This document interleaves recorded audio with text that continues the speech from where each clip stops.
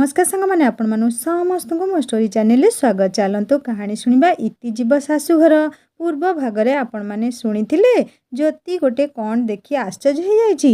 एबे चलतु आगो शुणिबा मो इतिर स्वर ता माने ए मो सुना मो धन। आखि खोली निरेकी चाहला ज्योति कोरी पकाउथिबा बिजुलीर क्षणिक आलोकर झापसा दिशुछि ता हृदयर राणी ता मनर मैना। हेले से एमिति जीर्ण शीर्ण दिशुछि काहेकि? तार से ढल ढल आखि पुरिला पुरिला मुह गोलगाल देह सुखी कंटा हो जाइछि। लागुछि अनेक दिनर क्षुधित अवहेलित मनर मानसी व्याकुलित हृदय प्रांगण रे प्रेमर कोलाहल आरंभ हो जाइथिला। पानी कादुअरे जड़सड़ प्राय प्रिया को तलु तोली धला ज्योति छाती रे जाबुड़ी धरी भो भो होई कांदी उठिला। मो सुना एते दिन धरी कोउठी थिलु तू? तते देखिया पई तते थरे मो छाती रे चापी धरिया पाई मु दिन राति एक करी देइथिली। मरिकी मु जमपुररू फेरी आसीछि। हेले धिक मते धिक मो प्रेमिक पणिया को एते पाखरे निज हाथ रे तते उठाई आनिया परे मु तते चिन्हि पाली नाही। काहेकि कह मो धन, मो भल पाइबारे कौन आउ कमी रही गला? हेले सुना तू किछि कहूनु काहेकि? कौन हेछि तोर? तू एते पतला होई जाइछु। से दिनर से इति ओ आजिर इति भितरे आकाश पाताल फरक।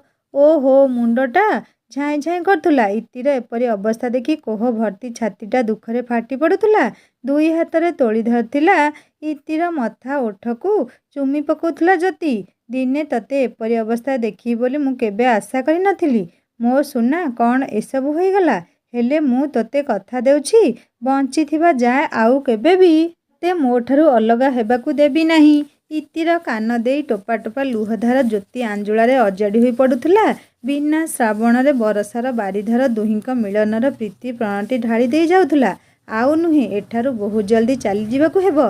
केतेबेले कोनोसी मुहूर्त रे भी भरमुर लोक माने एठारे पहुंची जाई पारंती।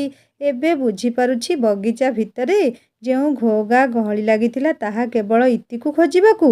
आउ सेइथिपाई मो धनटा। ओहो भाबिला बेलकू राति भितरटा बिदारी उठुथुला। ठीक समय पहुँची नथिले कौन जे होई थांता।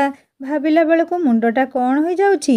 जहा लागुछि धनटा मोर दुर्बल होई पड़िछि। आउ सेइथिपाई बोधे वर्षार शीतल छुआटा देह मन सिना जाड़ी देउथुला। हेले हृदय रे नियाकू लिभेई पारु नथुला। डेरी करिया लाभ नाही। निजर दुई बाहु प्रसारी इतिकू तोली धरिला। उपरकू मुंड टेकी पाद उठेला। पाहाच परे पाहाच चढ़ी ऊपर को आसिला ज्योति। एबे भी झिपि झिपि वर्षा टप टप चलैछि। पोखरीर विपरीत दिग आड़कू जोर जोरे पाद पकेइला। कौनसी अघटनर आशंका करी ज्योति भयभीत होई उठुथुला। चाली नुहे से एथर दौड़िबाकू लागिला। वर्षार तांडवरे सारा सहरटाकू अंधकार ढांकी रखिथिला। एहा ही ज्योति पाई सुवर्ण सुजोग थिला। अवश्य मौसांघर खोजी पाइबा ता पाई टिके कष्ट थिला। तथापि से बहुत जल्दी आसी मौसांक दुआर मुहरे पहुँची सारिथिला।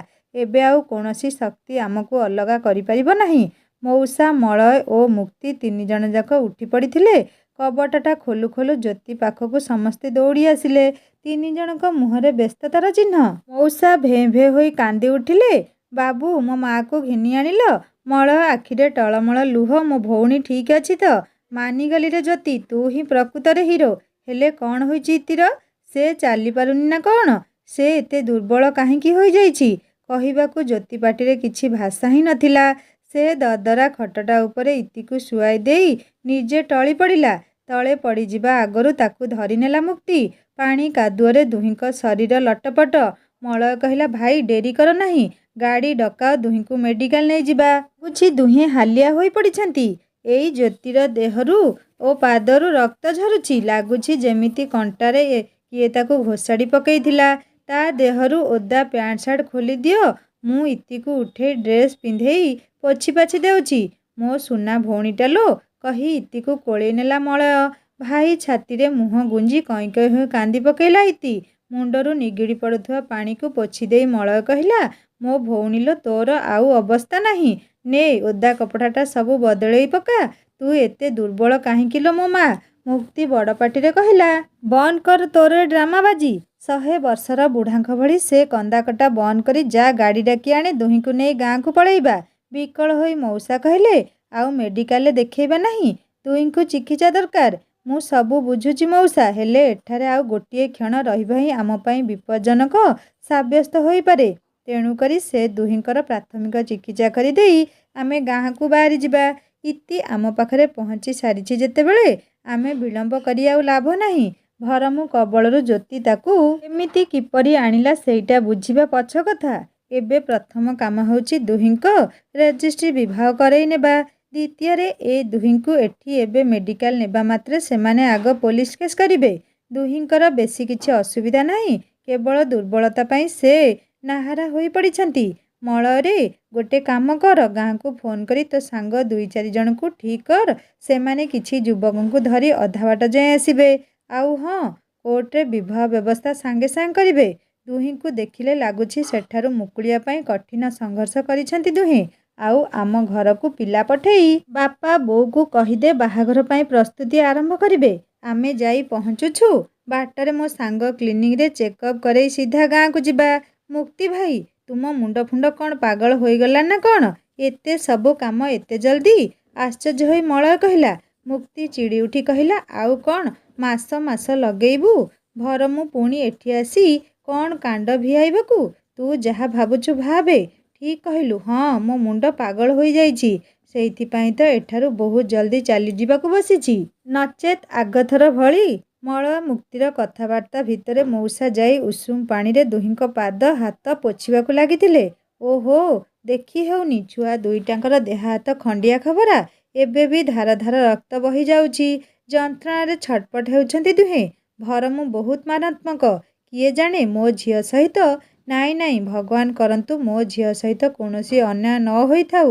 ମୁକ୍ତି, ତୁମେ ଠିକ୍ କହୁଛ ପୁଅ, ଜଲ୍ଦି ଏଠାରୁ ଚାଲିଯାଅ, ନଚେତ୍ ଭରମୁକୁ ବିଶ୍ୱାସ ନାହିଁ। ସେ ଏବେ ପାଗଳା କୁକୁର ଭଳି ହେଉଥିବ। ତୁମେ କେହି ବ୍ୟସ୍ତ ହୁଅନି, ମୁଁ ଯାଉଛି ଗାଡ଼ି ଡାକି ଆଣିବି। ବର୍ଷା ଛାଡ଼ି ଆସିଲାଣି, ଆକାଶ ଟିକେ ଟିକେ ଫର୍ଚ୍ଚା ଦିଶିଲାଣି। ହେଲେ ସକାଳ ହେବା ପୂର୍ବରୁ ତୁମକୁ ଏ ଭୁବନେଶ୍ୱର ଛାଡ଼ି ଦେବାର ଅଛି, କୋହଭରା କଣ୍ଠରେ କହିଲେ ମଉସା। ଇତି ପାଖରେ ବସି ତା ମୁଣ୍ଡ ଆଉଁସି ଦେଉ ଦେଉ ମଉସା କହୁଥିଲେ, ଅସହାୟ ବୁଢ଼ାଟା ମନରେ ସ୍ନେହ ଜଗେଇ ବାପା ପଣିଆକୁ ଜଗେଇ ଦେଇଥିଲୁ ରେ ମା। ମାତ୍ର କେଇଟା ଦିନ ଭିତରେ ତୁ ମୋ ଝିଅର ସ୍ଥାନ ନେଇଥିଲୁ। ଆଜି ଏପରି ଅବସ୍ଥାରେ ତୋତେ ଛାଡ଼ି ଦେବାକୁ ଇଚ୍ଛା ନାହିଁ ରେ ମା। ହେଲେ ତୋର ମଙ୍ଗଳ ପାଇଁ, ତୋ ଭବିଷ୍ୟତ ପାଇଁ ଛାତିରେ ପଥର ରଖି ତୋତେ ଦୂରେଇ ଦେଉଛି। କେବେ ଯଦି ଏ ବୁଢ଼ା ବାପାଟା କଥା ମନେ ପଡ଼େ। କାନ୍ଧରେ ପଡ଼ିଥିବା ଗାମୁଛାରେ ମୁହଁକୁ ଜାକି ଧରି ଦୂରକୁ ଉଠି ଚାଲିଗଲେ ମଉସା। ତମେ ସବୁ ଗାଁକୁ ଫେରିଯାଅ, ଆମେ 2 ଜଣ ଆଉ ଗାଁକୁ ଫେରିବୁ ନାହିଁ, ରହି ରହି କହିଲା ଜ୍ୟୋତି। ଚଢ଼ା ଗଳାରେ ମୁକ୍ତି କହିଲା, ବଦମାସ ଟୋକା, ବନ୍ଦ କର ତୋର ସେ ଫାଲତୁ ବକୱାସ। ମୁଁ ଯାହା କହିବି ଯେମିତି ତୁ ସେଇଆ ହିଁ କରିବୁ। ତୋର କୌଣସି କଥା ବିଲକୁଲ ଶୁଣାଯିବ ନାହିଁ। 2 ଜଣଙ୍କର ବିବାହ କରି ମୁଁ ତୁମ ଦୁହିଁଙ୍କୁ ଘରକୁ ନେଇଯିବି। ଡରିବାର କୌଣସି କାରଣ ନାହିଁ। ଥରେ ଗାଁକୁ ଚାଲିଗଲା ପରେ ଭରମୁ ହେଉ କି ତା ବାପା ଆମର କେହି କିଛି କରିପାରିବେ ନାହିଁ। ମଉସା ଉଠି ଠିଆ ହେଲେ। ତୁମେମାନେ ସବୁ ରେଡ଼ି ରୁହ, ମୁଁ ଏଇଗଲି ଆଉ ଆସିଲି। ଗାଡ଼ି ଡାକିବାକୁ ବାହାରିଗଲେ ମଉସା। ମଳୟ ନିଜର ବ୍ୟାଗଟା ବାହାର କରି ସଜାଡ଼ିବାକୁ ଲାଗିଲା। ଜ୍ୟୋତି ଧୀରେ ଧୀରେ ଆସି ଇତିର ମୁଣ୍ଡ ଆଉଁସି ଦେଲା। ବାସ୍, ଆଉ କିଛି କ୍ଷଣ ପରେ ଆମେ ଏଠାରୁ ଚାଲିଯିବା। ବ୍ୟସ୍ତ ହଅନି ମୋ ସୁନା, ମୋତେ ଧର, ମୁଁ ଉଠିବି, ଧୀର ସ୍ୱରରେ କହିଲା ଇତି। ମଳୟ ଦୌଡ଼ି ଆସି ଇତିକୁ ଧରି ବସେଇଲା। ମୋତେ ଟିକେ ଭଲ ଲାଗୁଛି, ହେଲେ କଥା କହିବାକୁ ମୋର ବଳ ପାଉନି। ଧଇଁ ସଇଁ ହୋଇଯାଉଛି ମୁଁ। ଇତିକୁ କୋଳକୁ ଆଉଜେଇ ନେଇ ଜ୍ୟୋତି କହିଲା, ଏସବୁ ଦୁର୍ବଳରୁ ହେଉଛି। ମୋ ପାଇଁ ଏତେ କଷ୍ଟ ସହିଲା ମୋ ଧନ। ଇତି ମଥାରେ ଚୁମା ଦେଲା ବେଳେ ଆଖି ଦୁଇଟା ତାର ଛଳଛଳ ହୋଇଯାଇଥିଲା। ଅନ୍ତରରେ ଉଦ୍ବେଳିତ କୋହ ସବୁ ଏକାଠି ହେଉଥିଲେ। ସବୁ ଯେମିତି ସ୍ୱପ୍ନ ଭଳି ଲାଗୁଥିଲା। ଇତି ତା ପାଖରେ ଏତେ ନିକଟରେ, ବିଶ୍ୱାସ କରି ପାରୁନଥିଲା ସେ। କାଲି ରାତିର ଘଟଣା ସବୁ ଯେମିତି ଚଳଚ୍ଚିତ୍ର ଭଳି ଆଖି ଆଗରେ ଭାସି ଉଠୁଥିଲା। ଆଖି ପାଉନଥିବା ଭରମୁର ନଅର ଭିତରକୁ ପଶିବା, ଇତିକୁ ନିଜ ହାତରେ ଏଇ ଛାତିରେ ଜାକି ଧରି ଏତେ ବାଟ ଆସିବା, ସବୁ ଯେମିତି କେଉଁ ରାଜା ରାଣୀର କାହାଣୀ ପରି ସ୍ୱପ୍ନହିତ ଲାଗୁଛି। ଭରମୁର ମହଲରେ ପଶିବା, ଏହା କୌଣସି ସହଜ କଥା ନୁହେଁ। ହେଲେ ଲାଗୁଥିଲା ଏସବୁ ପଛରେ ଯେମିତି କୌଣସି ଅଦୃଶ୍ୟ ଶକ୍ତିର ହାତ ଅଛି। ଆଜି ଯାହା ବି ସବୁ ଘଟିଛି କେବଳ ତା ଇଙ୍ଗିତରେ ହିଁ ଘଟିଛି। ଇତିର ହାତକୁ ମୁଠେଇ ଧରି ଓଠ ପାଖକୁ ଆଣି ପ୍ରୀତି ବୋଳା ଚୁମ୍ବନଟିଏ ଦେଲା ଜ୍ୟୋତି। ଆଉ କାନ୍ଦେନି ଲୋ, ଏଥର ଆମ କାନ୍ଦିବାର ଦିନ ଯାଉଛି। ଥରେ ତୋ ମୁହଁରେ ହସ ଦେଖିବାକୁ ଚାହେଁ। ତୋ ଓଠରେ ସେ ପଦ୍ମଫୁଲିଆ ହସ ମୋର ସମସ୍ତ ଯନ୍ତ୍ରଣା ନିବାରକ ଲୋ। ବାହାରୁ ମଉସାଙ୍କ କୋହଭରା କଣ୍ଠସ୍ୱର, ଆରେ ଆସରେ, ସବୁ ଗାଡ଼ି ଆସିଗଲାଣି।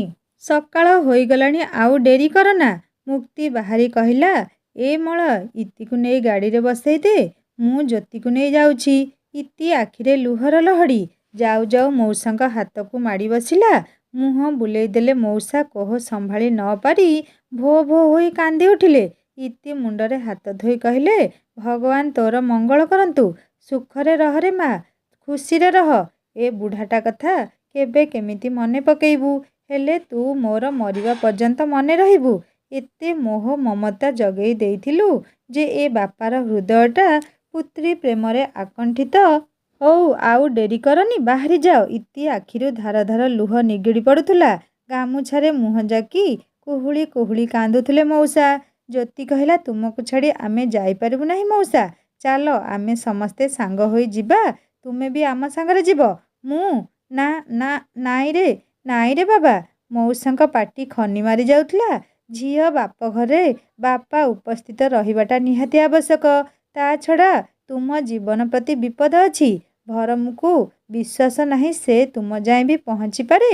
ତେଣୁ ଭଲ ହେବ ତୁମେ ଏଠି ନ ରହି ବାବା, ଆମ ସାଙ୍ଗରେ ଗାଁକୁ ଚାଲିଯିବା ହିଁ ଉଚିତ ହେବ। ମଳୟ ମୁକ୍ତି ମଧ୍ୟ ଜ୍ୟୋତି କଥାରେ ହଁ ମିଶାଇଲେ। ମଉସା ଏଥର ତତ୍ପର ହୋଇ ବାହାରି ପଡ଼ିଲେ। ସେମାନେ ଗାଡ଼ିରେ ବସୁ ବସୁ ଦୌଡ଼ି ଯାଇ ବାବୁଘର ସାନ ବୋହୂଙ୍କୁ ଚାବିକାଠିଟା ଦେଇ ଗାଁକୁ ଯିବା କଥା କହି ଆସିଲେ। ଏଥର ଗାଡ଼ି ଚାଲିଲା ସିଧା ଗାଁ ଅଭିମୁଖେ। ଅଥୟ ମନ ମୟୂରୀର। ସାରା ରାତି ନିଜକୁ ମୁକୁଳେଇବା ପାଇଁ ଚେଷ୍ଟା କରିଛି ସେ, ହେଲେ ତାର ସମସ୍ତ ଚେଷ୍ଟା ଅସଫଳ ହୋଇଛି। ନିରୁପାୟ ହୋଇ ହାତ ଗୋଡ଼ ବନ୍ଧା ଅବସ୍ଥାରେ ପଡ଼ି ରହିବା ଛଡ଼ା ଆଉ କିଛି ଉପାୟ ନ ଥିଲା। ହେଲେ ମନ ଭିତରେ ଏକ ବିରାଟ ଅଫସୋସ ରହିଗଲା। ଭଉଣୀଟାକୁ ସେ ରାକ୍ଷସ କବଳରୁ ସେ ରକ୍ଷା କରିପାରିଲା ନାହିଁ। ତା ଅବସ୍ଥା ଭଳି ଇତି ମଧ୍ୟ ସମାନ ଅବସ୍ଥା ଦେଇ ଗତି କରୁଥିବ। ନାରୀ ଲୋଭୀ ରାକ୍ଷସଟା କୌଣସି ମତେ ଇତିକୁ ଛାଡ଼ି ନଥିବ। କେତେ ଛଟପଟ ହୋଇଥିବ ଭଉଣୀ ମୋର। ଅନୁତାପର ଜ୍ୱାଳାରେ ଦଗ୍ଧୀଭୂତ ହେଉଥିଲା ମୟୂରୀର ମନ। ହେଲେ ସେ କେବେ ବିଶ୍ୱାସ କରିନଥିଲା ଭରମୁ ତାକୁ ଏପରି ଭାବରେ ହାତଗୋଡ଼ ବାନ୍ଧି ଚାଲିଯିବ ବୋଲି।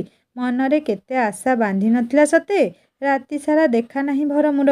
ଓହୋ, ହାତ ଗୋଡ଼ରେ ଅସହ୍ୟ ଯନ୍ତ୍ରଣା। କେହି କୁଆଡ଼େ ଦିଶୁନାହାନ୍ତି। ସବୁ କୁଆଡ଼େ ମରିଗଲେ ନା କ'ଣ? ଏତିକିବେଳେ କାହାର ପାଦ ଶବ୍ଦ ଶୁଣି ଡାକ ପକେଇଲା ମୟୂରୀ। ଯିଏ ବି ହୋଇଥାଅ, ଘର ଭିତରକୁ ଆସ। ବାହାରର ଶିକୁଳି ଖୋଲି ଭିତରକୁ ଭରମୁର ଡାହାଣ ହାତ ଚେଲା ମିଥୁନ। ଦିଦି, ତୁମେ ଏ ଅବସ୍ଥାରେ? ବିଚଳିତ ହୋଇ ମୟୂରୀ କହିଲା, ମୋତେ ଜଲ୍ଦି ଖୋଲିଦିଅ ମିଥୁନ। ଆରେ, ତୁମେ ଏମିତି କାନ୍ଦୁଛ କାହିଁକି? କ'ଣ ହୋଇଛି? ଚାରିଆଡ଼େ ଏମିତି ସୁନସାନ କାହିଁକି? ତୁମ ସାହେବ କୁଆଡ଼େ ଗଲେ? ଆଖିରୁ ଲୁହ ପୋଛି ମିଥୁନ କହିଲା, ସେ କଥା ପଚାର ନାହିଁ ଦିଦି। ସାହେବଙ୍କର ଚେତା ଫେରିନି ଏଯାଏଁ। କାଲିଠାରୁ ଆଇସିୟୁରେ ଭର୍ତ୍ତି ହୋଇଛନ୍ତି। ଆଶ୍ଚର୍ଯ୍ୟ ହୋଇ ମୟୂରୀ କହିଲା, ମାନେ? କ'ଣ ଏମିତି ତୁମେ କହୁଛ? କ'ଣ ହୋଇଛି ତାର? ସେଇ ଯୋଉ ଝିଅ ସାହେବଙ୍କର ଏ ଅବସ୍ଥା କରିଛି। ସେ ଝିଅ କାହିଁ, କୋଉଠି? ଉଠିପଡ଼ି ଆଗକୁ ବଢ଼ିଲା ମୟୂରୀ। ଦିଦି, ସତରେ କ'ଣ ତୁମେ କିଛି ଜାଣିନ? ଆଚ୍ଛା, ତୁମର ଏ ଅବସ୍ଥା କିଏ କରିଥିଲା? ହାତ ଗୋଡ଼ କିଏ ବାନ୍ଧିଥିଲା? ଓଲଟା ପ୍ରଶ୍ନ କଲା ମିଥୁନ। ମୟୂରୀକୁ ଦୌଡ଼ିବାର ଦେଖି ମିଥୁନ କହିଲା, କୁଆଡ଼େ ଦୌଡ଼ୁଛ ଦିଦି? ସେଇ ଝିଅ ପରା ବାବୁ ସାହେବଙ୍କର ଏମିତି ଅବସ୍ଥା କରିଛି। କାଲି ରାତି ଅଧରେ ସମସ୍ତେ ଭାଙ୍ଗ ନିଶା ଖାଇ ଅଚେତ। ଆଉ ସେଇ ସମୟରେ ବାବୁଙ୍କୁ ମାରି ଲହୁ ଲୁହାଣ କରିଛି ସେ। ଆଉ ବାବୁ ଅଚେତ ହୋଇ ପଡ଼ିବାରୁ ସେ ଛୁ ମାରିଛି। ହେଲେ ଆଶ୍ଚର୍ଯ୍ୟ କଥା, ଚାରିଆଡ଼େ ତାଲା ଝୁଲୁଛି। ଏତେ ବଡ଼ ପାଚେରୀ ଡେଇଁ ସେ ଗଲା କୁଆଡ଼େ? ଆଖପାଖର ସାରା ଅଞ୍ଚଳ ଆମ ଲୋକ ଖୋଜି ଖୋଜି ନିରାଶ ହେଲେ। କୋଉଠି ମିଳିଲା ନାହିଁ ସେ ଝିଅ। ସତେ ଯେମିତି କୁଆଡ଼େ ଉଭାନ ହୋଇଗଲା। ମିଥୁନ ଗୁଣ୍ଡାର କଥା ଶୁଣି ଅଟକିଗଲା ମୟୂରୀର ପାଦ। ଏ ମୋତେ କୌଣସି କାହାଣୀ କହୁନାହିଁ ତ? ମୋତେ ଡରେଇବା ପାଇଁ ଭରମୁ ମିଛ ନାଟକ ରଚନା କରିନାହିଁ ତ? ମୟୂରୀ ଦୌଡ଼ିଗଲା ସେ ଘର ଭିତରକୁ। ଠିଆମେଲା କବାଟଟାକୁ ଠେଲି ଦେଇ ଭିତରକୁ ପଶିଗଲା ମୟୂରୀ। ଛିନ୍ନ ଛତ୍ର ଘର ଭିତରେ ନାଲି ରକ୍ତର ଶୁଖିଲା ଚିହ୍ନ। ଏଇ ରକ୍ତ କାହାର? ଭରମୁ, ମୋ ଭଉଣୀ ସହିତ ଆଉ କୌଣସି? ଦୁଇ ହାତକୁ ମୁହଁରେ ଚାପି ଭେଁ ଭେଁ ହୋଇ କାନ୍ଦି ପକେଇଲା ମୟୂରୀ। ଇତି, ଇତି, କୁଆଡ଼େ ଗଲୁ ମୋ ଭଉଣୀ? ମୋ ସୁନା ଭଉଣୀ, ମୁଁ ଥାଉ ଥାଉ ତୋର କିଛି କରିପାରିଲି ନାହିଁ ଲୋ। ଛି, ଧିକ୍ ତୋ ଅପାକୁ। ଏତେ ବଡ଼ ବଡ଼ କଥା କହି ମୁଁ ନିରୁପାୟ ପାଲଟିଗଲି। ଜ୍ୟୋତି ସହିତ ମିଶେଇ ଦେବି ବୋଲି କେତେ ଆଶା ଦେଇଥିଲି ତୋତେ, ହେଲେ ଗୋଟିଏ ରାତିରେ ଏସବୁ କ'ଣ ହୋଇଗଲା? ତୁ ସତରେ କୁଆଡ଼େ ଚାଲିଗଲୁ? କାନ୍ଥରେ ମୁଣ୍ଡ ପିଟି କାନ୍ଦୁଥିଲା ମୟୂରୀ। ନିଜକୁ ନିଜେ କ୍ଷମା ଦେଇ ପାରିବି ନାହିଁ। ସତରେ ତୁ ଚାଲି ଯାଇଛୁ ନା ଏ ରାକ୍ଷସ ତୋ ସହିତ? ପଛରୁ ମିଥୁନ କହିଲା, ଦିଦି, ସାହେବ ଠିକ୍ ଅଛନ୍ତି। କାନ୍ଦନ୍ତୁ ନାହିଁ, ତୁମକୁ ମେଡ଼ିକାଲ ଯିବାକୁ ହେବ। ମୟୂରୀ ଭାବୁଥିଲା ତା ମାନେ ସତରେ କ'ଣ ଭରମୁ? ତା ମାନେ କ'ଣ ଭରମୁ ମେଡ଼ିକାଲରେ ପଡ଼ିଛି? ଆଉ ଇତି ବି? ହେଲେ କୁଆଡ଼େ ଗଲା ଇତି? କୋଉଠି ଅଛି ସେ? କେମିତି ଖବର ନେବି ତା'ର? କିନ୍ତୁ ଏଥର ଭରମୁ ତା ସହିତ ଯାହା କରିଛି ତାପରେ ଆଉ ଗୋଟିଏ ମୁହୂର୍ତ୍ତ ବି ତା ପାଖରେ ରହିବାକୁ ଇଚ୍ଛା ନାହିଁ। ହେଲେ ଏତେ ବର୍ଷ ଧରି ସର୍ବସ୍ୱ ହରାଇ ସାରିବା ପରେ ଆଉ କୁଆଡ଼େ ବା ଯିବି? ମୁଁ ଜଳିଥିବା ପ୍ରତିଟି କ୍ଷଣର ହିସାବ ତାଠୁ ନ ନେବା ଯାଏଁ ତାକୁ ଏତେ ସହଜରେ ଛାଡ଼ିବି ନାହିଁ। ମନେ ମନେ ଏତକ ଭାବୁ ଭାବୁ ଆଖିରୁ ଲୁହ ପୋଛିଲା ମୟୂରୀ। ହଁ, ମୋତେ ମେଡ଼ିକାଲ ଯିବାକୁ ହେବ। କୌଣସି ମତେ ଭରମୁଠାରୁ ଘଟଣାର ସତ୍ୟତା ଜାଣିବାକୁ ପଡ଼ିବ। ହେଲେ ତା କଥା ଭାବିବା ବେଳକୁ ଘୃଣାରେ ଦେହ ଥରି ଉଠୁଛି। କିନ୍ତୁ ସମସ୍ତ ରାଗ ଓ ଘୃଣାକୁ ଅନ୍ତରରେ ଚାପି ମୟୂରୀ ମେଡ଼ିକାଲ ଆଡ଼େ ଆଗେଇ ଚାଲିଲା। ଭୁବନେଶ୍ୱର ଗଳି କନ୍ଦିରେ ଭରମୁର ଲୋକ ଖେଦି ଯାଇଥିଲେ। ରାତିର ବର୍ଷା ପାଇଁ ଇତିକୁ ଖୋଜିବାରେ ବାଧାପ୍ରାପ୍ତ ହୋଇଥିଲା। ହେଲେ ସକାଳ ହେବା କ୍ଷଣି ତାର ସୈନ୍ୟ ସାମନ୍ତ ଚାରିଆଡ଼କୁ ଖେଦିଗଲେ ସେମାନେ। ଭରମୁର ଅନୁପସ୍ଥିତିରେ ମଧ୍ୟ ତାର ଭକ୍ତଗଣ ନିଜ ନିଜର କର୍ତ୍ତବ୍ୟ କରି ଚାଲିଥିଲେ। ହେଲେ ନିୟତିର ନିର୍ଦ୍ଦେଶ କିଛି ଅଲଗା ଥିଲା। ସକାଳର ସୂର୍ଯ୍ୟକିରଣ କିଛି ଶୁଭ ସୂଚନା ନେଇ ଆସିଥିଲା। ପରୀକ୍ଷା ପରେ ପରୀକ୍ଷା, ତମାମ ସଂଘର୍ଷ ପରେ ଅନ୍ୟାୟଟା ହାର ମାନିଥିଲା। ଦୁଃଖର କଳା ବାଦଲଟା ଅପସରି ଯାଇଥିଲା। ଆଉ ଇତି ଚାଲି ଯାଇଥିଲା ଦୂରକୁ, ବହୁ ଦୂରକୁ। ସହରର ଘୋଘା ଗହଳି ଭିତରେ ଗାଁର ଶାନ୍ତ ସୁନ୍ଦର ପ୍ରାକୃତିକ ପରିବେଶ ଅଭିମୁଖେ ଛୁଟି ଚାଲିଥିଲା ଗାଡ଼ି। ପାଖରେ ଅତି ନିକଟରେ ଦୁଇ ପ୍ରେମ ପକ୍ଷୀ ଜ୍ୟୋତିର ହାତ ମୁଠାକୁ ଜାବୁଡ଼ି ଧରି ବସିଛି ଇତି। ଏବେ ବି ଛାତି ଭିତରଟା ଧକ୍ ଧକ୍ କରୁଛି। ରାସ୍ତାରେ କାଳେ କୌଣସି ଅଘଟଣ ଘଟିଯିବନି ତ? ପୁଣି ତାକୁ ଦୂରେଇ ଜ୍ୟୋତି କୁଆଡ଼େ ଚାଲିଯିବନି ତ? ଅସୁମାରୀ ଆଶା ଆଶଙ୍କା ମନ ଭିତରଟାକୁ ଆନ୍ଦୋଳିତ କରୁଥିଲା। ହେଲେ ଦୁଇ ପଟରେ ଧାନ ବିଲ, ମଝିରେ ରାସ୍ତା। ସକାଳୁଆ ସୁଲୁସୁଲୁ ଶୀତଳ ପବନ ଦେହ ମନକୁ ଶୀତେଇ ଉଠୁଥିଲା। ଭାବୁଥିଲା ଇତି କଥାଟା ଗାଁ ସାରା ପ୍ରଘଟ ହୋଇଯାଇଥିବ। ଲୋକ କେତେ କଥା ଟୁପୁର ଟାପୁର ଫୁସୁର ଫାସୁର ହେଉଥିବେ। ଆଉ ବୋଉ ବିଚାରୀ କେମିତି ଅବସ୍ଥାରେ ଥିବ କେଜାଣି? ହେଲେ ଭାଉଜ ତାକୁ ଦେଖେଇ ଶିଖେଇ ନାନା କଥା କହୁଥିବେ। ଏପଟେ ମୋ କଥା ଚିନ୍ତା, ହିନିମାନି ଜୀବନ ଜିଉଥିବ। ହେଲେ ମୁଁ ଅଲକ୍ଷଣୀ ଜନ୍ମ ହେବା ଦିନୁ ବୋଉ ଆଖିରେ ଲୁହ ଦେଇ ଆସୁଛି। ଇତି ଆଖିରୁ ନିଗିଡ଼ି ଆସୁଥିବା ଲୁହକୁ ନିଜ ହାତରେ ପୋଛି ଦେଇ ନିଜ ଉପରକୁ ଆଉଜେଇ ଆଣିଲା ଜ୍ୟୋତି। ଛି, ସୁନାଟା ପା। ମୁଁ ପାଖରେ ଥାଉ ଥାଉ ପୁଣି ତୋ ଆଖିରେ ଲୁହ କାହିଁକି? ଏଥର ଆମ ଦୁହିଁଙ୍କୁ ଅଲଗା କରିବା ଶକ୍ତି କାହାର ବି ନାହିଁ। ଆମ ସହିତ ଆମ ଈଶ୍ୱର ଅଛନ୍ତି। ସେ ଥିଲେ ବୋଲି ତ ଆମେ ଅସମ୍ଭବ କାମକୁ ସମ୍ଭବ କରି ଦେଖେଇଲେ। ତା ସହିତ ଏଇ ଦେଖ, ମଳୟ ଭାଇ, ମୁକ୍ତି ଭାଇ, ଆଉ ଆମ ପ୍ରିୟ ମଉସା। ଆଉ କିଛି ସମୟ ପରେ ଆମ ସାଙ୍ଗରେ ଆମ ପରିବାର ଥିବ। ବାପା, ବୋଉ ଓ ଭାଉଜ ଆମ ବାଟ ଚାହିଁ ବସିଥିବେ। ତୁ ଆମରି ଘରେ ରହିବୁ। ତୋ ଅଜିତ ଭାଇ ଆମର କିଛି ବି କରିପାରିବ ନାହିଁ। ଗୋଟେ କଥା ସତ କହିବି, ଭାଇ ନାଁରେ ସେ ଗୋଟିଏ କଳଙ୍କ। ମୁଁ ବଞ୍ଚିଥିବା ଯାଏଁ ତା ମୁହଁ ଚାହିଁବି ନାହିଁ। ଆଉ ତୁ ବି ନୁହେଁ। ସେ ତା ଜାତିକୁ ଧରି ବସିଥାଉ, ଆଉ ଆମେ ଆମ ପ୍ରେମକୁ ନେଇ ବଞ୍ଚିବା। ତୁ ମନ ଦୁଃଖ କରନି।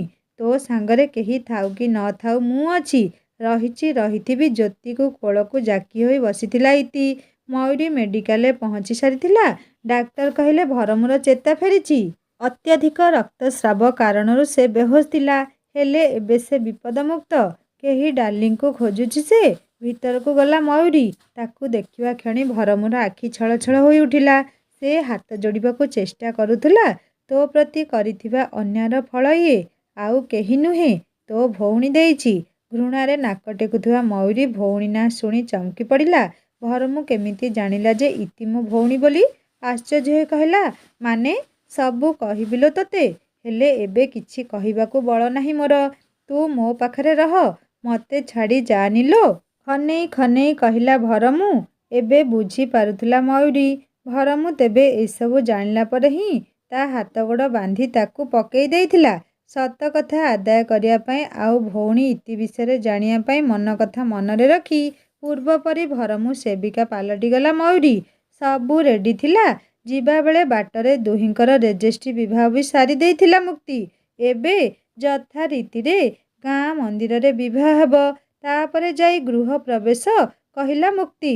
ମଳୟ ସବୁକିଛି ଠିକ୍ କରି ସାରିଥିଲା। ଏସବୁ ପାଇଁ ଗାଁ କ୍ଲବର ଯୁବକମାନେ ସମସ୍ତ ଆୟୋଜନ ଶେଷ କରିଥିଲେ। ଜାତି ପ୍ରଥାର କ୍ରୂର ଚକ୍ର ତଳେ ବଳି ପଡ଼ିବା ପୂର୍ବରୁ ଦୁହିଁଙ୍କ ଗଳାରେ ଫୁଲହାର ପଡ଼ିଥିଲା। ଯଥା ରାବଣସ୍ୟ ମନ୍ଦୋଦରୀ ଧ୍ୱନିରେ ଗାଁର ଠାକୁର ଦାଣ୍ଡଟା କମ୍ପି ଉଠୁଥିଲା। ଅନେକ ଦିନ ହେବ ଜ୍ୟୋତି ଓ ଇତି ନାଁରେ ଜଳୁଥିବା ଜାତି ପ୍ରଥାର ଲହ ଲହ ନିଆଁ ଖଣ୍ଡକ ଲିଭି ଆସିଲା ବେଳେ ଅଚାନକ ଗାଁ ମନ୍ଦିରରେ ଉଚ୍ଚ ଜାତିର ଝିଅକୁ ନୀଚ ଜାତିର ପୁଅ ବାହା ହେଉଛି ଶୁଣିଲା ପରେ ଗାଁ ସାରା ଧୂଆଁ ହିଁ ଧୂଆଁ ବ୍ୟାପିଗଲା। ଠିକ୍ ଗାଧୁଆ ବେଳ ସରିକି ଗାଁ ଦାଣ୍ଡରେ ଚହଳ ପଡ଼ିଲା। ଖଣ୍ଡାୟତ ଝିଅକୁ ଲୁଗାକଚା ପୁଅ ବାହା ହେଉଛି। ପୋଖରୀ ତୁଠରେ ଦାନ୍ତକାଠିଟିଏ ପାଟିରେ ପୂରେଇ ଝରିଅଜା କହୁଥିଲା, ଆରେ ତାଠି ଆଉ କ'ଣ ଥିବ ଯେ ଏ ଟୋକା ତାକୁ ତାଠାରୁ ଆଣିଲା? ସବୁ ମାଂସ ତ ସେ ଖାଇଥିବ, ଏ କ'ଣ ହାଡ଼ ଚାଟିବ? ଲୋକମାନଙ୍କର ଅଶ୍ଳୀଳ ଇଙ୍ଗିତ ସହିତ ଅସଭ୍ୟ ଭାଷାରେ ଟାହି ଟାପରା ଆରମ୍ଭ ହୋଇଯାଇଥିଲା। ଛକ ଉପରେ, ପୋଖରୀ ତୁଠରେ, ଦାଣ୍ଡ ପିଣ୍ଡାରେ ଝିଅ ବୋଉମାନ ଠାଁ ଠାଁ ହୋଇ ବସି ଗପ କରିବାରେ ଲାଗିଥିଲେ। ପିଲାଠାରୁ ବଡ଼ ତ ମନ୍ଦିର ଆଡ଼େ ଧାଇଁଥିଲେ।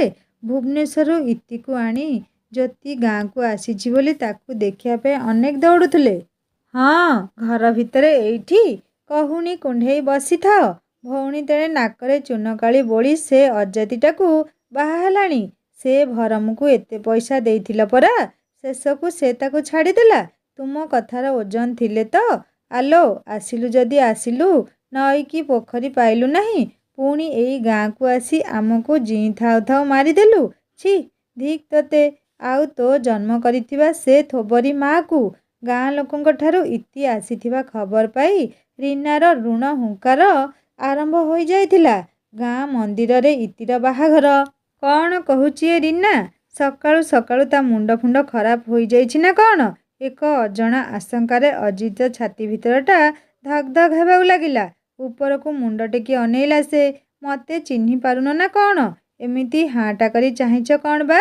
ଏତକ କହୁ କହୁ ଅଜିତର ମୁଣ୍ଡକୁ ଧରି ହଲେଇ ଦେଇଥିଲା ରୀନା। ତୁମ ଯୋଗ୍ୟବନ୍ତ ଭଉଣୀ ପାଇଁ ଏ ସାଇ ଭାଇ ଆମକୁ ନିଆଁ ପାଣି ବାସନ୍ଦ କରିବେ। କୁଆଡ଼େ ଗଲା ମା ଖଣ୍ଡିକ? ସବୁବେଳେ ସେ ଘରଟା ଭିତରେ ଘୁଷେଇ ଭଲ ମନ୍ଦ ଖାଇ ଚାଲିଛି। ଯା ଉଠ, ଏ ଖୁସି ଖବରଟା ତୁମ ମାଆକୁ ଦେଇ ଆସ। ଭୂମି ଦୁଲୁକେଇ ଚାଲିଗଲା ରୀନା। ହେଲେ ଅଜିତର ମନ ଭିତରଟା ଯେମିତି ଆତ୍ମଗ୍ଳାନିରେ ଓଦା ଓଦା ହୋଇଗଲା। ସେ ଭରମୁ ହାତରେ ଭଉଣୀକୁ ଟେକି ଦେଇ ତା ପ୍ରତି ଅନ୍ୟାୟ କରିଥିଲା। କ୍ଷଣିକ ରାଗରେ ଉତ୍କ୍ଷିପ୍ତ ହୋଇ ସେ ଓହୋ ମୁଣ୍ଡଟା ତାର ବୁଲେଇ ପକଉଥିଲା। ଯଦି ବି ରୀନା କହୁଥିବା କଥା ସତ, ତେବେ ହେଉ ଅଜାତି ଜାତିରେ ଯାଇ ଜୀବନ ଯିବା ଅପେକ୍ଷା ଯିଏ ନିଜ ଜୀବନକୁ ପାଣି ଛଡ଼େଇ ମୋ ଭଉଣୀକୁ ଉଦ୍ଧାର କରି ଆଣିଲା, ତାର ଜାତି ହେଉଛି କେବଳ ଶ୍ରେଷ୍ଠ ମଣିଷ ପଣିଆ। ଉଠି ଠିଆ ହେଲା ଅଜିତ। ଓହୋ, ମନଟା କାହିଁ ଭାରି ହାଲକା ଲାଗୁଛି। ଏଇଠି କିଛି ଦିନ ହେବ ଗୋଳେଇ ଘାଣ୍ଟି ହେଉଥିଲା ସେ। ଭରମୁ ଚୋର ଫୋନ୍ ବି ଉଠଉ ନଥିଲା। ଦିନ ରାତି ସେଇ ଘରଟା ଭିତରେ ଲୁହ ଗଡ଼ାଉଥିବା ବୋଉକୁ ଏ କଥା କିଏ କହିବ? ଶୁଣିଲେ ହୁଏତ ଟିକିଏ ଖୁସି ହେବ ତା ଝିଅ ମିଳିଯାଇଛି। ଉପରେ ଦେଖେଇ ହେଉଥିବା ରାଗକୁ ଦେଖେଇବାକୁ ନିଜର ଟାଣପଣ ଛାଡ଼ିଲା ନାହିଁ ଅଜିତ। ହେଲେ ମନର କେଉଁ ଏକ କୋଣରେ ଚେନାଏ ଖୁସି ଉକୁଟି ଉଠୁଥିଲା। ସେ ରୀନାକୁ ଉସ୍କେଇ ତାଠୁ କଥା ଆଦାୟ କରିବାକୁ ଚେଷ୍ଟା କରୁଥିଲା। ଆନନ୍ଦରେ ଉଦ୍ବେଳିତ ଇତିର ହୃଦୟ ଗାଁ ମନ୍ଦିର ବେଢ଼ାରେ ଲାଗିଥିବା ଚମ୍ପା ଫୁଲର ବାସ ଆଉ ବଉଳ କୋଳିର ମହମହ ଗନ୍ଧରେ ଗାଁ ସାରା ମହକି ଉଠୁଥିଲା। ଲାଗୁଥିଲା ସତେ ଯେମିତି ତାର ପୁନର୍ଜନ୍ମ ହୋଇଛି। ପିଲାବେଳର ଅଭୁଲା ସ୍ମୃତିରେ ଜୁଡ଼ୁବୁଡ଼ୁ ହୋଇଯାଉଥିଲା ସେ। ହେଲେ ମୁଣ୍ଡରେ ନାଲି ଓଢ଼ଣୀ, ନାଲି ଚୁଡ଼ି ଆଉ ନନାଙ୍କର ବେଦ ମନ୍ତ୍ର ଉଚ୍ଚାରଣରେ ପ୍ରକୃତିସ୍ଥ ହେଲା ସେ। ସତରେ କ'ଣ ସେ ଆଜିଠୁ ନୂଆ ଏକ ଦୁନିଆରେ ପାଦ ଦେବ? ବିଶ୍ୱାସ ହେଉନି ଆଖି ଆଗରେ ବୋଉର ବିକଳିଆ ମୁହଁଟା ନାଚି ଉଠୁଛି। ଏତିକିବେଳେ କେହି ଜଣେ ଆସି କହିଲା, ଏ ବାହାଘର ହୋଇପାରିବ ନାହିଁ। ଓଢ଼ଣା ଭିତରେ ଚମକି ପଡ଼ିଲା ଇତି। ମୁଁ କହିଲି ନା, ବନ୍ଦ କର ଏ ବାହାଘର। ବାମନ ହୋଇ ଚାନ୍ଦକୁ ହାତ ବଢ଼େଇବାର ସାହସ ତୋର କେମିତି ହେଲା? ସ୍ୱାମୀ ଆଉ ଶାଶୁକୁ ଅପେକ୍ଷା ନ କରି ଗାଁ ଦାଣ୍ଡରେ ପାର ହୋଇ ଚାଲି ଆସିଥିଲା ରୀନା। ଅଧାରୁ ବାହାଘର ବନ୍ଦ କରି ଇତିକୁ ଘରକୁ ନେଇଯିବ।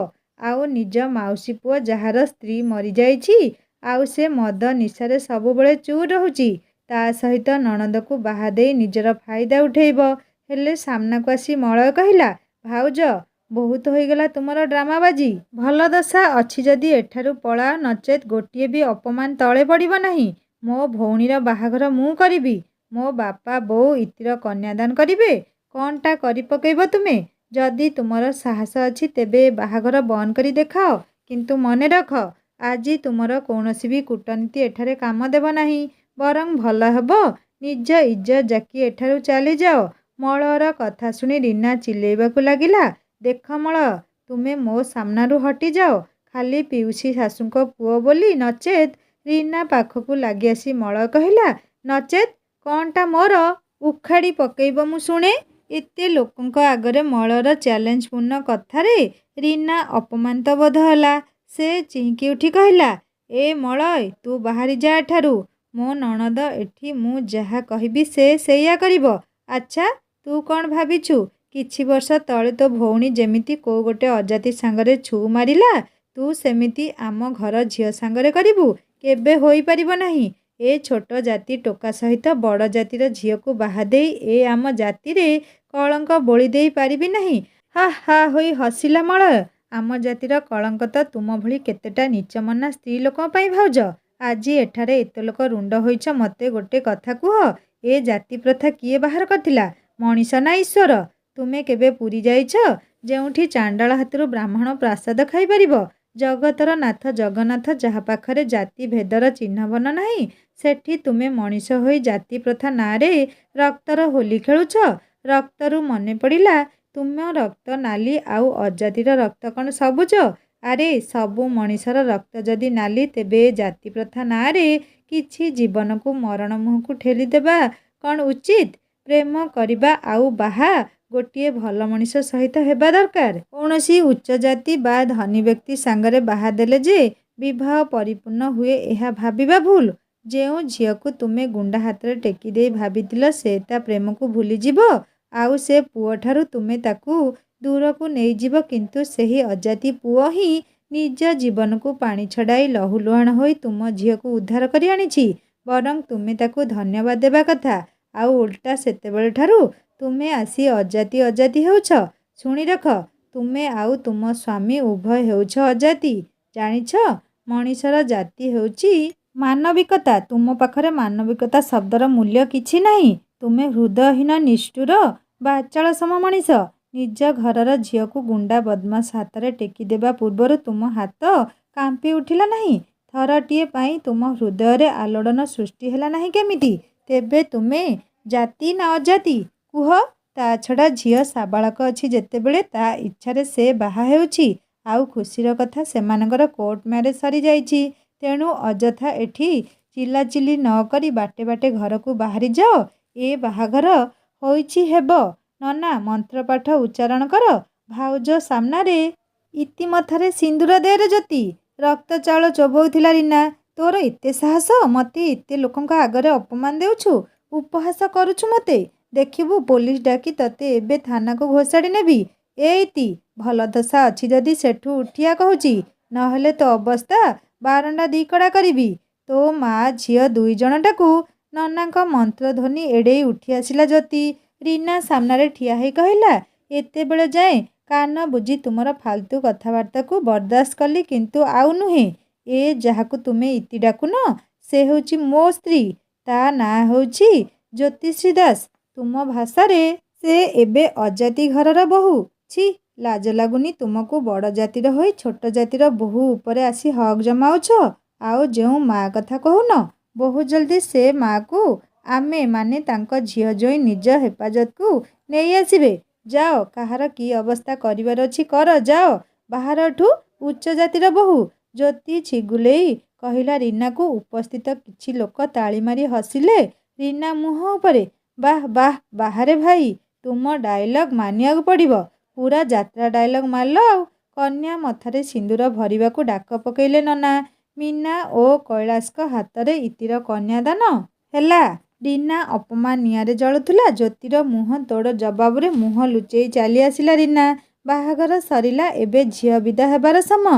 ଇତିକୁ କୁଣ୍ଢେଇ ପକାଇ କାନ୍ଦି ଉଠିଲେ ମୀନା। ମାଲୋ, ଠାକୁରଙ୍କୁ ଡାକୁଛି ତୋ ସାଂସାରିକ ଜୀବନ ସୁଖମୟ ହେଉ। ତୁ ଖୁସିରେ ରହ। ତତେ ଦେଖି ହେଉନି ଲୋ ଝିଅ, ଏକଦମ କଣ୍ଟା ଭଳି ହେଇଯାଇଛୁ। ଚିନ୍ତା କରିବୁ ନାହିଁ। ସେ ନ ଖୋଜିଲେ କ'ଣ ହେଲା? ତୋ ପିଉସା ପିଉସୀ ଥିବା ଯାଏଁ ତୋର କୋଉଥିରେ ଅଭାବ ରହିବ ନାହିଁ। ବାପଘରର ସମସ୍ତ ପୂଜା ପାର୍ବଣରେ ତୋ ଭାଇଯାଇ ଠିଆ ହେବ। ଆଉ ତୋର ଯେତେବେଳେ ମନ ହେବ ତୁ ତୋ ପିଉସୀ ପାଖକୁ ଚାଲି ଆସିବୁ। ଆଜିଠାରୁ ପିଉସୀ ଘର ନୁହେଁ ତୋ ନିଜ ଘର ବୋଲି ଭାବିବୁ। ଆଉ କିଏ ଅଛି ଯେ ମୋର? ମୋ ମା ତ କୁଆଡ଼େ ଚାଲିଗଲା। ମୟୂରୀ କଥା ମନେ ପକେଇ କଇଁ କଇଁ ହୋଇ କାନ୍ଦି ଉଠିଲା ଇତି। ସେ କେତେ ସ୍ୱାର୍ଥପର ସତରେ। ମୟୂରୀ ଦିଦିକୁ ସେ ଯମପୁରରେ ଛାଡ଼ି ଦେଇ ଏକା ଚାଲି ଆସିଲା। ହେଲେ ଏକଥା କହିବ କାହାକୁ? କିନ୍ତୁ ସମୟ ଆସିଲେ ଏ କଥା ନିଶ୍ଚୟ କହିବ। ଏବେ ବିଦାୟ ବେଳ। ମୟୂରୀ ପାଇଁ ଗଢ଼ି ରଖିଥିବା ସମସ୍ତ ଗହଣାକୁ ନିଜ ହାତରେ ପିନ୍ଧେଇ ଦେଲା ମୀନା। ଯାହା ଗୋଟିଏ ଝିଅ ସିନା ନାଇପାରିଲା ନାହିଁ, ହେଲେ ଆଉ ଗୋଟିଏ ଝିଅ ନାଇଲା କହି ଆଖିରୁ ଲୁହ ପୋଛୁଥିଲେ ମୀନା। ଚାଲି ଯାଇଥିଲା ଝିଅ ଜୋଇଁଙ୍କ ଗାଡ଼ି। ସମସ୍ତ କର୍ମ ଶେଷରେ ମୁକ୍ତି ଆସି ମଳର ହାତକୁ ଧରି ପକେଇ କହିଲା, ମାନିଗଲି ଭାଇ ତୋ ଧୈର୍ଯ୍ୟକୁ। ପ୍ରକୃତରେ ତୁ ହିଁ ଗୋଟିଏ ଭାଇ ହେବାର ଯୋଗ୍ୟ। ତୋ ପାଇଁ ହିଁ ମୋ ଜ୍ୟୋତି ଏତେ କଠିନ ପରିସ୍ଥିତିରୁ ମୁକୁଳିବା ପାଇଁ ସାହସ ପାଇଥିଲା। ମୁକ୍ତିକୁ କୁଣ୍ଢେଇ ପକେଇ ମଳୟ କହିଲା, ଭାଇ ସେ କଥା ସବୁ ଛାଡ଼। ମୁଁ ଯାହା କରିଛି ମୋ ଭଉଣୀ ପାଇଁ ହିଁ କରିଛି। ବଡ଼ ଭଉଣୀକୁ ହରାଇବା ପରେ ଏ ସାନ ଭଉଣୀଟାକୁ ଦୟନୀୟ ଅବସ୍ଥାରେ ଛାଡ଼ି ଦେବାକୁ ବିବେକଟା ବାଧା ଦେଲା। ସେଇଥିପାଇଁ ମୁଁ ଜ୍ୟୋତି ସାଙ୍ଗରେ ଚାଲି ଯାଇଥିଲି। ହେଲେ ଭାଇ ମୋ ଭଉଣୀ ତୁମକୁ ଲାଗିଲା। 8 ଦିନ ଭିତରେ ବିଧି ମୁତାବକ ସମସ୍ତ ଭାର ବ୍ୟବହାର ନେଇ ତାର ଭାଇ ତୁମ ଘରେ ପହଞ୍ଚିବ। ଚିନ୍ତା କରିବ ନାହିଁ। ହସି ହସି ମଳୟର ପିଠି ଥାପୁଡ଼େଇ ମୁକ୍ତି କହିଲା, ହସେଇଲୁରେ ଭାଇ। ଆମ ଘରର ଲକ୍ଷ୍ମୀ ଆମ ଘରକୁ ଗଲା, ଆଉ କ'ଣ ଦରକାର? ତୋର ଯେତେବେଳେ ଇଚ୍ଛା ହେବ ତୁ ଆସିପାରିବୁ। ହଁ, ଖାଲି ହାତରେ ସ୍ନେହଶ୍ରଦ୍ଧା ପୁଳାଏ ଆଣି। ଆଖିରୁ ଲୁହ ପୋଛି ପୁନଃ କୋଳାଗ୍ରତ କଲା ମଳୟ। ଘର ଦୁଆର ମୁହଁରେ ଶଙ୍ଖ ହୁଳହୁଳି ଶବ୍ଦ ଉଛୁଳି ପଡ଼ୁଥିଲା। ବନ୍ଦାପନା କରି ପୁଅ ବୋହୂଙ୍କୁ ଘର ଭିତରକୁ ପାଛୋଟି ଆଣିଲେ ନିରୁପମା। ଇତିର ଦୁଇ ବାହୁକୁ ଧରି ବଡ଼ ବୋହୂ ନିତା ଘର ଭିତରକୁ ନେଇଗଲା। ଖଟ ଉପରେ ବସେଇବା ପୂର୍ବରୁ ନିତା ଉପରେ ହିଁ ଢଳି ପଡ଼ିଲା ଇତି। କ'ଣ ହେଲା ବୋଲି ଚମକି ପଡ଼ିଲା। ଇତି ଇତି ଡାକି ହଲେଇ ପକେଇଲା। ଦୌଡ଼ି ଆସିଲା ଜ୍ୟୋତି। ଭାଉଜ ପାଣି ଆଣ, ଇତି ବେହୋସ ହୋଇ ପଡ଼ିଛି। ନିତା ଦୌଡ଼ି ଯାଇ ପାଣି ଗ୍ଲାସ ଆଣି ଇତି ମୁହଁରେ ଛାଟି ପକେଇଲା। ବ୍ୟସ୍ତ ହୋଇ ପଡ଼ିଲେ ନିରୁପମା। ମୁକ୍ତି ଘର ଭିତରକୁ ପଶି ଆସି କହିଲା, କେହି କିଛି ବ୍ୟସ୍ତ ହେବା ଦରକାର ନାହିଁ। ମୁଁ ହିତେଶକୁ ଡକେଇ ଦେଇଛି, ସେ ଆସୁଥିବ। ଚେକଅପ୍ କଲା ପରେ ଦେଖିବା ଇତିକୁ ମେଡ଼ିକାଲ ନେବା କି ଏଇଠି ରଖି ଚିକିତ୍ସା କରିବା। ଓହୋ ବୋଉ, ତୁ ସେ କାନ୍ଦକଟା ବନ୍ଦ କର ଭଲା। ଏସବୁ ତାର ଦୁର୍ବଳତା ପାଇଁ ହେଉଛି। ତା ପାଖରେ ପାଟିତୁଣ୍ଡ ଗହଳି ନ କରି ବାହାରି ଯାଅ। ଯିଏ ହେଲେ ଜଣେ ରୁହ ତା ପାଖରେ। ଜ୍ୟୋତି ତୁ ଥା। ନିତା ବୋଉ ବାହାରକୁ ଆସ। ସେଇ ଦୁଇ ଜଣଙ୍କୁ କିଛି ସମୟ ନିରୋଳାରେ ଛାଡ଼ି ଦିଅ। ଝରକା ଖୋଲିଦେ ଜ୍ୟୋତି, ଥଣ୍ଡା ପବନ ଆସୁ। ପଙ୍ଖାଟା ବଢ଼େଇ ଦେ। ଏତକ କହିଦେଇ ମୁକ୍ତି ସମେତ ଭାଉଜ ଓ ବୋଉ ଘର ଭିତରୁ ଚାଲିଗଲେ। ଇତିର ମୁଣ୍ଡକୁ କୋଳରେ ଜାକି ଧରି ଭୋ ଭୋ ହୋଇ କାନ୍ଦି ପକେଇଲା ଜ୍ୟୋତି। ମୋ ସୁନା ଧନ, ମୋ ଜୀବନ, ତୋତେ ଦିନେ ଏମିତି ଏଇ ବେଶରେ ଦେଖିବି ବୋଲି ମୁଁ କେତେ ସ୍ୱପ୍ନ ଦେଖିଥିଲି। ହେଲେ ଆମ ଜୀବନରେ ଆସିଥିବା ଝଡ଼ ପାଇଁ ସବୁ ସ୍ୱପ୍ନ ଯେମିତି ଭାଙ୍ଗି ରୁଜି ଚୁରମାର ହୋଇଯାଇଥିଲା। ଆଜି ତୋତେ ପାଖରେ ପାଇ 7 ଜନ୍ମ ତୋ ସାଙ୍ଗରେ ବଞ୍ଚିବାକୁ ଇଚ୍ଛା ହେଉଛି ଲୋ ଧନ। ଜୀବନରେ ଯାହା ପଛେ ହୋଇଯାଉ ତୋତେ ଆଉ କ୍ଷଣେ ସୁଦ୍ଧା ମୋ ଠାରୁ ଦୂର କରିପାରିବି ନାହିଁ। ସବୁଦିନ ପାଇଁ ଏମିତି ମୋ କୋଳରେ ତୋତେ ଲୁଚେଇ ରଖିବି। ଇତି ଆଖିରେ ଲୁହର ବନ୍ୟା। ଥାଉଲୋ ସୁନା, ଆଜିଠାରୁ ଏ ଆଖି ଆଉ କେବେ କାନ୍ଦିବ ନାହିଁ। କେବଳ ହସିବ ଆଉ ହସିବ। ଦୁନିଆର ସବୁ ଖୁସିକୁ ମୁଁ ତୋ ପାଦ ତଳେ ଅଜାଡ଼ି ଦେବି। ଇତି ଦୁଇ ହାତରେ ଜାବୁଡ଼ି ଧରିଲା ଜ୍ୟୋତିକୁ। ଦୁଇ ପ୍ରେମୀଙ୍କ ହୃଦୟ ବୀଣାରେ ଆଜି ମିଳନ ରାଗିଣୀର ମିଠା କୁହୁତାନରେ ଗାଇ ଉଠୁଥିଲା। ବ୍ୟସ୍ତ ହେବାର କୌଣସି କାରଣ ନାହିଁ। ଅତ୍ୟଧିକ ଦୁର୍ବଳତା କାରଣରୁ ଇତି ବେହୋସ ହୋଇ ପଡ଼ିଛନ୍ତି। ମୋ ମତରେ ତାଙ୍କୁ ସାଲାଇନ୍ 2ଟା ଲଗେଇଦେଲେ ସେ ଠିକ୍ ହୋଇଯିବେ। ମୁକ୍ତିର ସାଙ୍ଗ ଡାକ୍ତର ହିତେଶ ସମସ୍ତ ଚେକଅପ୍ ପରେ ଏକଥା କହିଲା। ନିରୁପମା ଦେବୀ ମୁହଁ ଶୁଖେଇ କହିଲେ, ନୂଆ ବୋହୂ ଘଡ଼ିଏ ହେବ ଘରେ ପାଦ ଦେଇଛି। ତାପରେ ଏ ଅବସ୍ଥାରେ ମେଡ଼ିକାଲ ନେଲେ ତା ଭାଇ ଗୁଣ୍ଡା ଲଗେଇ ବୋହୂକୁ ଆମର। ମୁକ୍ତି କହିଲା, ରହ ବୋଉ, ବ୍ୟସ୍ତ ହନି, କିଛି ଗୋଟେ ବ୍ୟବସ୍ଥା କରିବା। ସାଙ୍ଗରେ ତୁ ତ ସବୁ କଥା ଜାଣିଛୁ। ଯେଉଁ ପରିସ୍ଥିତିରେ ଏ ବାହାଘର ହୋଇଛି ତାକୁ ଆଖି ଆଗରେ ରଖି ଏ ସମୟରେ ବାହାରକୁ ଯିବାଟା ଜମା ନିରାପଦ ନୁହେଁ। ମୁଁ କ'ଣ କହୁଥିଲି କି ତୁ ଯଦି ଏଇଠି ଆମ ଘରେ କିଛି ବ୍ୟବସ୍ଥା କରିପାରନ୍ତୁ ତେବେ ଯାଇ। ହସି ଦେଇ ହିତେଶ କହିଲା, ଏଇ ଗୋଟେ କଥା ସାଙ୍ଗ, ତୁ ଏମିତି ଡରି ଡରି ମୋତେ କହୁଛୁ କ'ଣ କିରେ? ତୋର ଅସୁବିଧା ସମୟରେ ଏ ସାଙ୍ଗ କ'ଣ ତୋତେ ଏତିକି ସାହାଯ୍ୟ କରିପାରିବ ନାହିଁ? ଇତି ମୋର ସାନ ଭଉଣୀ ଭଳି। ହଉ ତୁ ଚିନ୍ତା କରନି, ମୁଁ ଘରେ ଆଣି ସାଲାଇନ୍ ଲଗେଇଦେବି। ଆଉ ହଁ, କିଛି ଔଷଧ ଲେଖି ଦେଉଛି, ନେଇ ଆସିବୁ। ମେଡ଼ିକାଲ ଯିବା ବା ଏଠି ସେଠି ହେବା କିଛି ଦରକାର ନାହିଁ। ସାଙ୍ଗମାନେ, ଆଜି ଗୋଟିଏ ମନର କଥା ଆପଣମାନଙ୍କ ସହିତ ସେୟାର କରିବାକୁ ଚାହୁଁଛି। ଜାଣିଛନ୍ତି, ଏହି ଗୋଟିଏ ଅଧ୍ୟାୟ ଲେଖିବାକୁ ମୋତେ ଘଣ୍ଟେ 2 ଘଣ୍ଟା, ଅତି ବେଶୀରେ 3 ଘଣ୍ଟା, ଏମିତିକି कन्स्टान्ट पूरा बसिया पड़े केते समय जे कहयार नाई किंतु एई 2-3 घंटार मूल्य सेही माने बुझीपारे जी परिवार जंजाल भितर रही टिके समय खोजती निजर प्रिय विषय पढ़ापी हेले जानिछंती सांग माने मोर प्रिय पाठक पाठिका यह शेष करती मात्र 2 मिनिट 4 मिनिट बा अति बेसी 5 मिनिट किंतु सांग माने कहानीटी आपण मानक पई लेखिबाकू बहुत खुशी लगे सेथिपाई समय कौन जना पड़ेनी पढ़िबा परे आपण मानक मतामत कमेंट द्वारा आपण माने जनाती ताहा पढ़िकी बहुत खुशी लगे। सांग माने एही कहानीटी जदि आपण मानक मन को छुई पारि थाए लाइक टे करिवे सांग मान सहित शेयर करिवे आउ जदि मो चैनल नुआ अछंती ताल सब्सक्राइब करि बेल आइकन दबे देबे। मोर गोटे हिंदी स्टोरी चैनल अछि जहार लिंक मो स्टोरी डिस्क्रिप्शन में दे देबी आपण माने क्लिक कले सुंदर सुंदर हिंदी स्टोरी पढ़ी परिबे सुनी परिबे। एबे मते विदाय दियंतु सांग माने एही कहानीटी को शेष करी बोली भाबुथली किंतु आउ गोटिए अध्याय रहिला सेईटा हबो शेष अध्याय कहानी सुनिबा पई अनुरोध रहिला। रहुची नमस्कार जय जगन्नाथ।